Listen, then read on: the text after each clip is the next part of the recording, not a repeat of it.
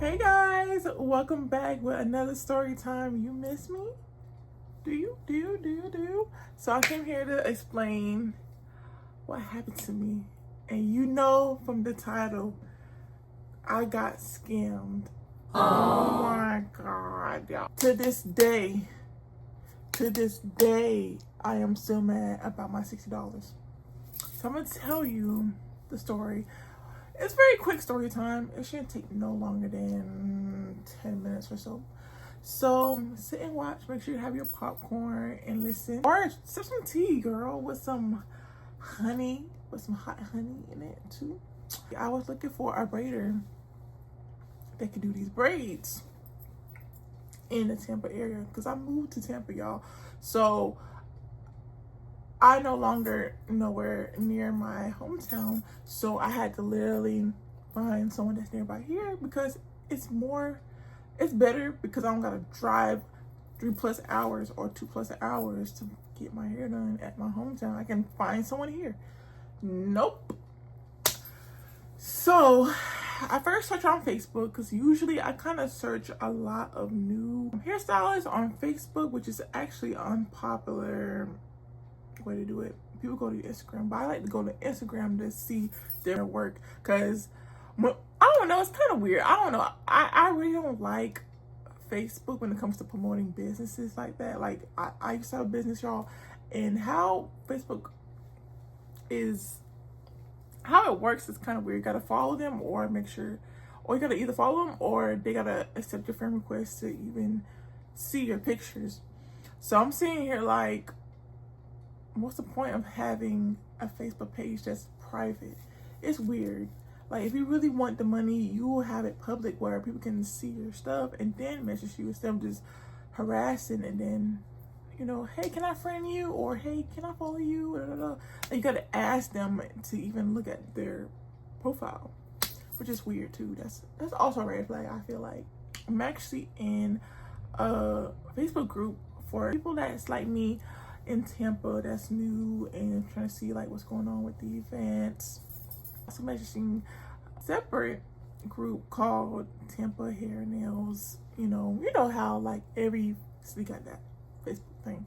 So I got that, and literally, y'all, I had a whole bunch of like answers like within less than 24 hours. I had a whole bunch of braiders saying, hey, you can come to me, blah blah blah, because I don't like knotless. I'm a team knot girl. Like, as you can see, y'all, I like knot in my braids because knotless don't look good on me. It don't last that well, especially for me. I'm still in the process of finding another hairstylist in town. I need something that lasts for a little minute, and I got a lot of stuff I want to do in July and June.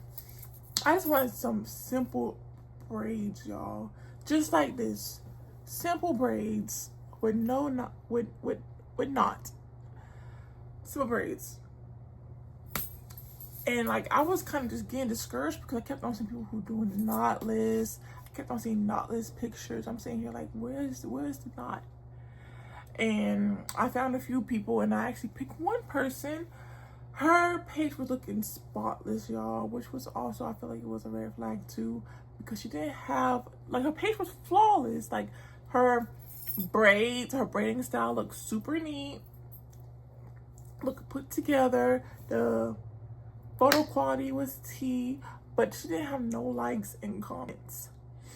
And I was kind of concerned about that because people who usually have good work, they usually have, you know, some likes and stuff. They might not have like 1,000 likes. They might have like 20, 15 likes, which is reasonable because sometimes if you're like a newly upcoming hairstylist, of course, like, you might not have a lot of likes. So I actually messaged her, y'all, a little bit.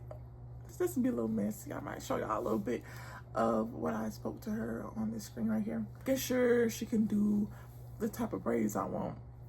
Because when I looked at people websites, I didn't see box braids at all under their options. It was either knotless or what is called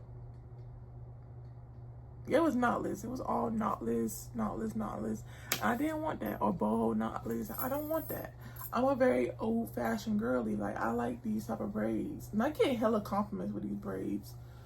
Because it's hard to find someone that can do it. So, I had to weave through that.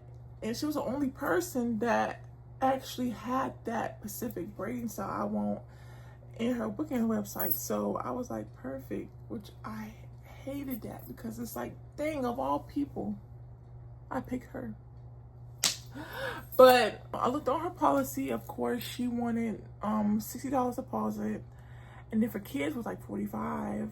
And to me, the $60 deposit was not a red flag for me because I looked at other people's websites and there's like 40, 50, 60 as well. So I'm saying here, like, I guess this is no more around here because in my hometown, 20 to 35 deposit is pretty much the norm in my hometown. So I'm saying here, like, okay, it's getting a little pricey up here. And it's crazy. I found before all this happened, y'all, I found a Temple hairstylist. But tell me how she went back to her hometown just recently. I'm sitting here like, oh man. Like, I was finna go to her because she was super nice. I had a great experience. We talked almost majority of the appointment, and that was my first time with her. So she made everything super comfortable, and I'm so upset that she moved. I could have went to her, but I had to find somebody else. But once I confirmed the appointment, I did it in advance. I'm a person that likes to set my appointments way in advance. So if you're a person that cancel on me, I have a backup plan. And also too, I want to make sure my slot is available because I'm a busy person.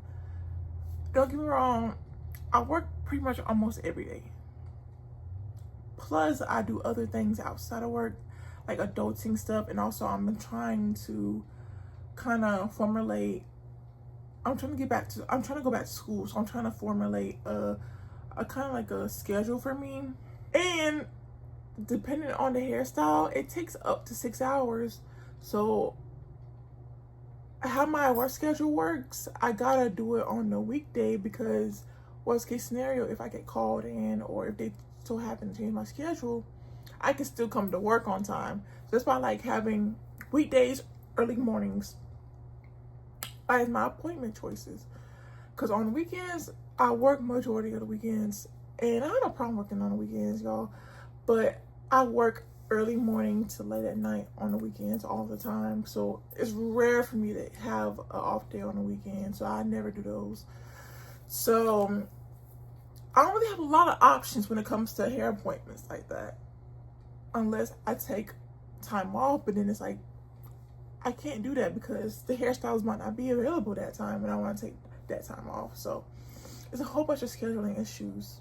After a few weeks later, at first I thought she blocked me. And I messaged her like the day before because I had a weird feeling because she also couldn't take Cash App or Zelle. And a lot of hairstylists do at least Zelle. I mean, I heard nowadays they kind of, like a lot of like small businesses, they slowly stop doing Cash App because I heard Cash App is taxing now or something like that. I don't know. It's like taxing people after a certain amount. So that's why everybody doing Zelle. And I literally, my old hairstylist that did my hair here actually, she did Zelle. So I was like, sure, I got two forms of payment. I can do Zelle or Cash App. That person didn't do none of them, which was also a red flag. I'm like, that's weird. For someone who's a hairstylist, you usually have like Zelle or Cash App. At least one of them. Maybe PayPal, but a lot of people don't want to do PayPal like that, which is weird. But I wouldn't do PayPal. But the person, she was like doing Chime and stuff. I'm saying here Chime, and I got Chime, or I forgot what else she wanted me to do. It was either Chime or Venmo. I think Chime or Venmo. And I told her I got none of those. But I can like get my boyfriend to get his because he used Chime. I don't do that fake stuff. I like real bank cards, y'all. I don't do all that. I mean, of course I do Cash App, but that's for like transferring money back and forth. And she literally said 2 days after I set my appointment, she asked me to use my Cash App for deposit to send to her husband's Zelle. That's how I got my deposit finalized, from her husband's Zelle. Which I'm like, husband, And then the person is like a whole nother name. And like, it was kind of weird because I'm like, I'm sending this random person money, which is also a red flag. I feel like that's unprofessional. Also, like, even if it wasn't Zelle, that was unprofessional. Cause I feel like you should have Zelle too. If your husband has Zelle, then I feel like you should have Zelle. Like, you know what I'm saying? Stuff is not clicking. Stuff is not clicking. Like, I'm lost right now. Like, usually people who marry, they usually have like a joint bank account, or they usually have like the same banks, and you know what I'm saying? I don't know. So I was kind of worried because I'm like, shit, at the end of the day, I lost $60. You know what I'm saying? It's just $60, which $6 could have gave me a little full gas. You know what I'm saying? But I don't really send money to random people unless it's like for hair or for small businesses transactions. I don't do none of that in exchanging stuff like that. Like, give me real money if you really don't give me money. Or yeah, of course do Cash Out, but that means that I know you. You know what I'm saying? Like, I would know if you give me money, that means I know you, or I'm kind of close to you in a way. So I'm like, that was weird. So I make sure I screenshot everything, all her messages before, because sometimes when the person is no longer like on like Facebook stuff, sometimes your messages disappear. So I make sure I screenshot everything and all that. Make sure I screenshot this, that, the payment, sale, and also if I do need to do a chargeback, I was ready to put some paperwork behind that, a paper trail.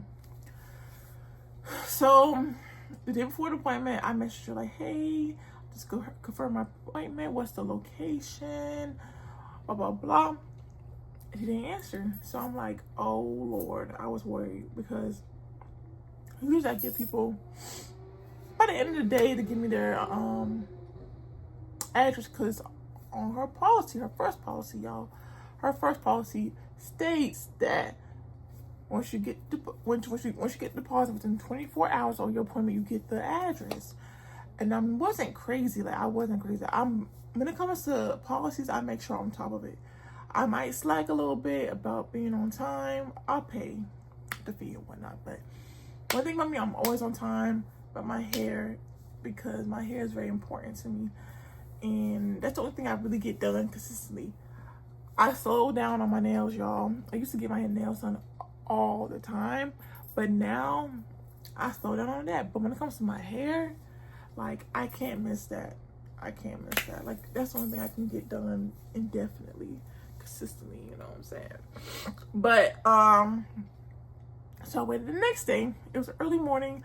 I made sure I was up until like 8 o'clock, because I had a feeling that the person was not gonna contact me at all. So I just slept in because the person didn't give me the address yet. So I'm like, so I actually emailed her as well, because she provided an email that was on her booking site, which was, I think it was fake, honestly, too. Like, her phone number and her email was fake. I searched up the first phone number and it was literally online and showed my text messages that I provided her. So I'm saying here, like, you gave me a public phone number, which I was weirded out about that part. Because I'm like, what kind of phone number you can actually see the text messages online? Like, it got me a little weirded out about that. And then she was being delusional, saying that, oh, he didn't give me the full deposit. What? I gave you $60. You're supposed to be giving me the address according to your policy within 24 hours of my appointment. Like, what?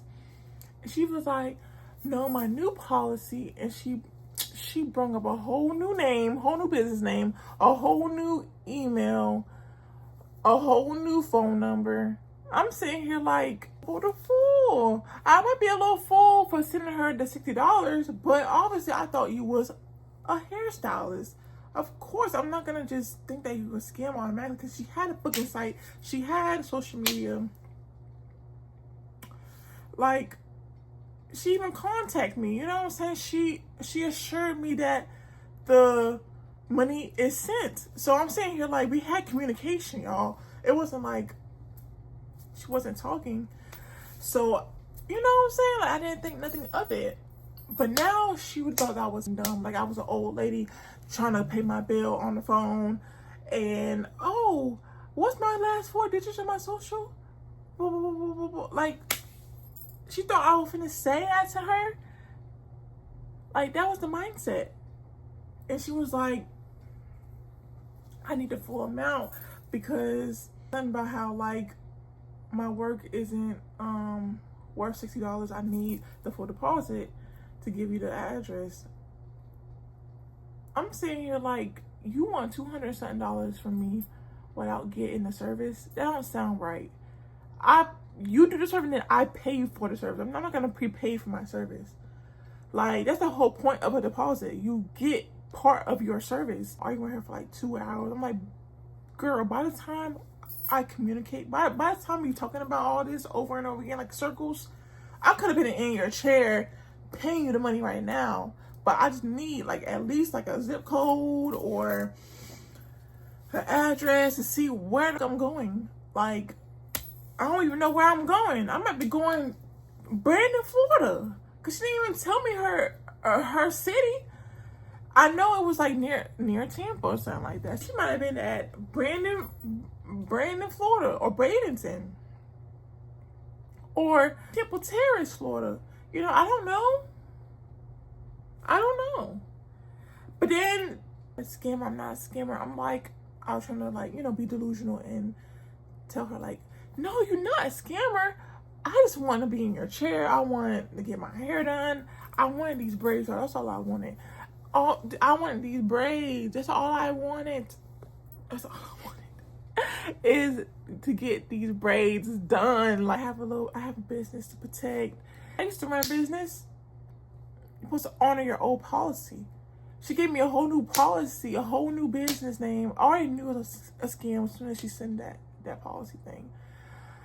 Like, give me a whole new policy to follow. I didn't accept that policy. I gave you that deposit from the old policy. And I'm trying to talk to her business. I was on a business vibe now. Cause I'm sitting here like trying to say you a businesswoman and all that. I used to be a businesswoman. I'm going to school for business. So also, I'm working as a customer service associate. I know how to deal with people who, I know how to do customer service, and also I know how to honor a policy. Like, I do it every day at my job. So, you know, I gotta protect my business. But girl, you damaging your business by the time you finish with me, because y'all, I was just over it.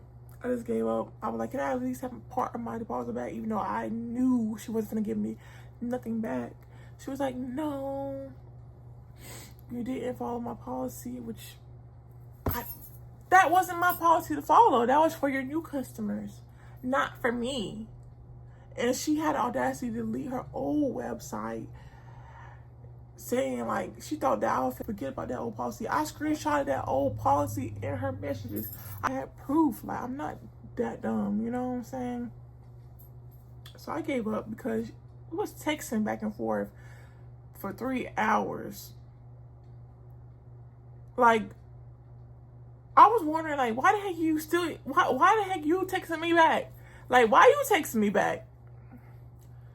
I feel like once you got that $60, you would have left. I would have blocked your ass. You know what I'm saying? If I was a real scammer, I would have blocked you and call it a day. But no, you still kept on egging me on and keep on telling me this, telling me that. Like, I knew you was a scam, but you just want to be slick about it. There was slick scams, but usually Indian scammers and all that, and people who scam that's foreign, once they get at least part of your money, they leave you. But this person kept on talking up a storm. I'll put two together while I'm doing this story, y'all. She literally has an email that's called The Hair Slayer. It wasn't by phone or by email. So I'm saying, like, oh my gosh, like, you got all these business names. One was Stitch and Braid or something like that. The other one was the hair goddess. It's like the, which is DA, hair goddess, and then her contact information was the Hair Slayer. I'm like, what in the world? How many businesses you got? At that point, you would have. At that point, you come in business, right? Because you having 3 businesses already.